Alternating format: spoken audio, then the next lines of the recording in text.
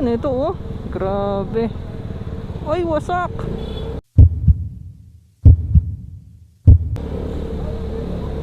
Grabe yun, wasak.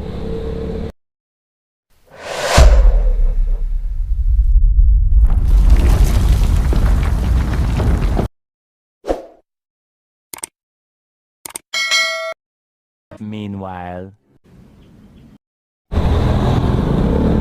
Alright mga sir, nandito na naman tayo sa part ng Commonwealth, ano? So, titignan natin kung meron mga kolokoy dito na mga nanguhuli na hindi naman tama ang kanilang hinuhuli. Silipin natin sila dito kung all goods ba ang kanilang panguhuli.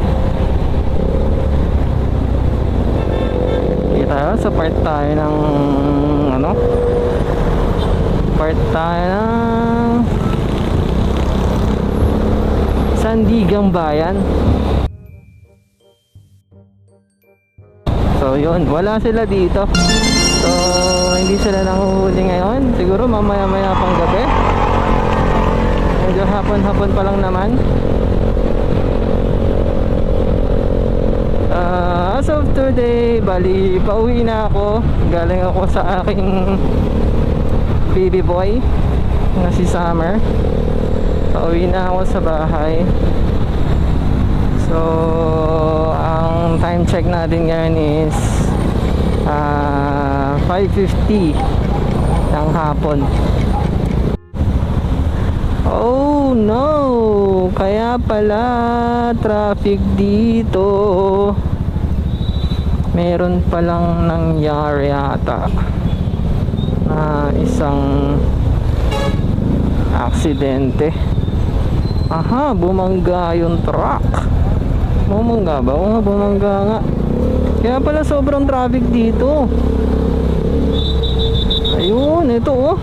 Grabe. Ay, wasak.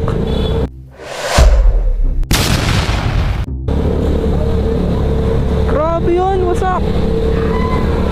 Nawalan siguro ng preno. Kaya dapat talaga lagi mag-iingat. Tsaka pagka ganitong dahan-dahan, dapat alali sa preno, ganyan. Ano yun eh, kumbaga accident, ano doon, zone sa lugar na yon. Laging may na-aksidente doon. Kaya dapat bago kayo umalis, hihingi kayo ng gabay sa Panginoon.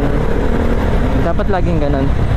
Ingat lang lagi sa biyahe guys, para lagi tayong safe. Yan.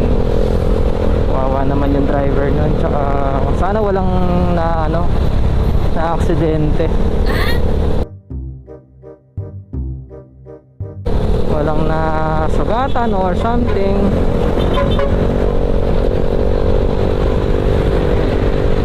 Dahan lang tayo para ingat lang, doubling ingat lang talaga ang kailangan. Kaya lagi dapat kayo magbabayjesik. Tulad nga na sabi ni John Lloyd, diba? Ingat always.